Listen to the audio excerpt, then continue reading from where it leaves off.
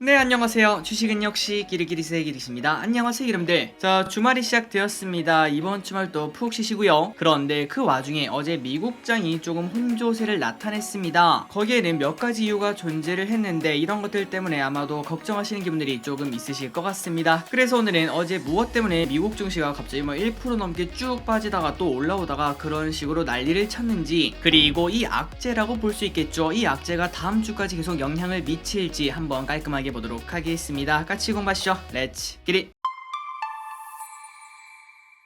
바로 보도록 하겠습니다. 오늘 영상은 되게 짧을 거예요. 자, 일단 미국 증시는 다우는 조금 오르고 마감, 나스닥은 0.5% 하락, S&P 500은 0.1% 하락으로 다우랑 S&P는 사실상 보합이라고 볼 수 있고, 그 와중에 나스닥만 조금 안 좋은 걸 확인할 수 있습니다. 그래서 우리가 딱 봤을 때는 뭐야 별일 없었네 라고 볼 수 있겠지만, 그런데 종가 기준으로 그렇고요. 하지만 장 초반에는 급락해서 출발을 한 걸 확인할 수 있습니다. 그리고 처음에는 쭉 오르나 싶더니 다시 한 번 더 빠졌다가 미국 증시가 최소한 몇 시간 동안은 정신을 못 차린 걸 우리가 확인할 수 있죠. 그렇다면 이게 무슨 일인가 봤더니 바로 이거였습니다. 우리가 지난주부터 지속적으로 이거는 꼭 꼼꼼하게 봐야 된다고 말씀드렸죠. 바로 고용지표가 발표가 되었는데요. 자, 가장 중요한 건 이겁니다. 비농업 고용지수. 자, 이 지표의 오른쪽에 나와 있는 숫자는 비농업 부분에서 고용이 얼마나 증가했나 그걸 나타냅니다. 그리고 이번에 예상은 25만 명이었습니다. 지난달에는 39만 명이 증가했고요. 그런데 결과가 엄청 좋게 나와버렸죠. 52만 8천 명이나 늘어난 걸 확인할 수 있습니다. 그러니까 우리의 예상을 아득하게 뛰어넘는 그러한 결과가 나온 걸 확인할 수 있고, 이때까지 미국 연준과 그 다음에 미국 정부가 말했던 우리는 고용이 강하기 때문에 경기 침체 없다고 생각한다, 이게 진짜 맞아떨어진 걸 확인할 수 있죠. 그리고 아래 보시면 실업률도 3.5%로 예상은 3.6%인데 더 좋아진 걸 확인할 수 있습니다. 참고로 3.5%는 코로나 바로 직전 2000년 1월에서 2월 그때 수준이며 1969년 이후 최저치라고 하니까 지금 상황이 얼마나 좋은 건지 우리는 딱 볼 수 있다는 거겠죠. 그래서 여기까지 딱 보니까 야, 고용이 진짜 잘 나왔다 라는 생각을 할 수 있고, 그리고 플러스 이거를 조금 더 봐야 될 것 같은데, 자, 위에 보시면은 평균 시간당 소득이 있고 그 다음에 전년 대비 시간당 평균 임금이 있는데 둘 다 예상보다 조금 더 많이 오른 걸 확인할 수 있죠. 예상이 0.3인데 0.5% 올랐고 예상이 4.9인데 5.2%로 올랐습니다. 이 부분이 문제였습니다. 고용이 매우 좋은 거는 당연히 나이스다, 야 역시 미국이야, 이렇게 말할 수 있는데, 하지만 그 와중에 임금이 올랐다는 거는 결국 이게 인플레 증거가 될 수 있다고 합니다. 그러니까 경기 침체는 오지 않지만 인플레도 여전히 있습니다 라고 해석을 해볼 수 있겠죠. 물론 여기까지 봤을 때는 미국 정부 그 다음에 연준이 이렇게 당당하게 말할 수 있습니다. 고용 좋다 그랬지, 경기 침체 없다 그랬지. 그런데 그 와중에 방금 전에 말씀드렸다시피 임금 또한 예상보다 더 많이 올랐기 때문에 아직도 여전히 인플레가 잡히지 않았을 수 있다라고 해석을 해볼 수 있다고 합니다. 그러다 보니까 미국 나스닥 선물은 야 이거 너무 좋았네 하면서 쭉 떨어지는 아이러니한 상황이 벌어진 걸 확인할 수 있고, 그리고 난 다음에 조금 시간이 지나니까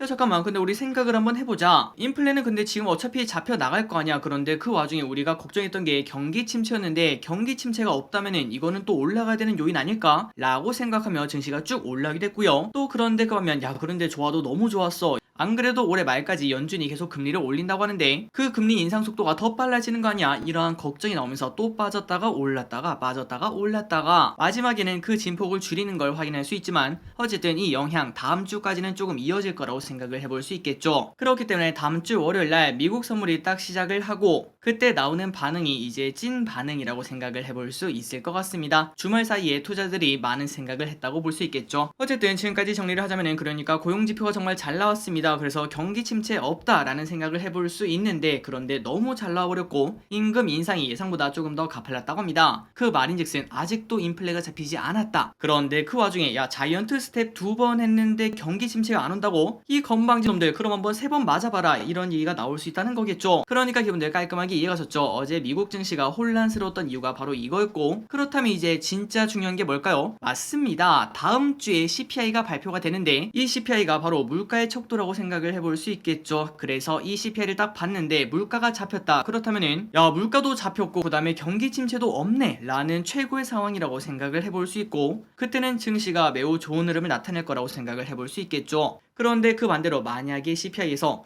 야, 아직도 물가가 오르고 있는데 라는 이야기가 나온다면은 한 번 더 우리는 또 자이언트 스텝을 봐야 되고 또 증시는 바닥을 찾으러 내려갈 수도 있다는 걸 생각을 해봐야 될 것 같습니다. 자, 이런 걸 봤을 때는 매번 말씀드리지만 진짜 주식 투자는 어렵습니다. 좋게 나와도 날리고 나쁘게 나와도 날리고 가장 좋은 거는 적당히 나오는 게 중요한데 항상 경제라는 게 이 적당이라는 게 매우 어려운 것 같습니다. 어쨌든 또 자이언트 스텝 나오는 거 아니냐, 이제 이런 걱정 때문에 어제 미국 증시가 고용이 좋은데도 빠졌다고 볼 수 있고요. 그리고 플러스 어제 저녁에 이런 뉴스가 나왔습니다. 중국이 미국과 군사령관 통화 등 8개랑 대화 협력을 단절한다, 이런 소식이 나왔죠. 그래서 미중 분쟁이 조금 더 심화될 수 있다, 이런 걱정이 나왔는데 이 부분은 아직까지는 증시에 큰 반영은 없었습니다. 다만 중국이 이러한 꼬장이 여전히 진행 중이라는 거, 그래서 우리나라한테도 곧 이런 게 날라올 수도 있다는 거는 조금은 리스크 요인이 아닐까라는 생각은 해볼 수 있겠네요. 지속적으로 우리가 살펴봐야 될 것 같습니다. 그래서 여기까지 마무리해보도록 하겠습니다. 오늘 주말에도 이렇게 같이 공부해주셔서 진심으로 감사드리고, 크로니큐분들 그냥 정리하자면은 큰 걱정할 필요 없다, 다음 주 CPI까지는 일단 지켜보자, 이렇게 말씀드리고 싶습니다. 지금까지 기리셨습니다. 빠이요.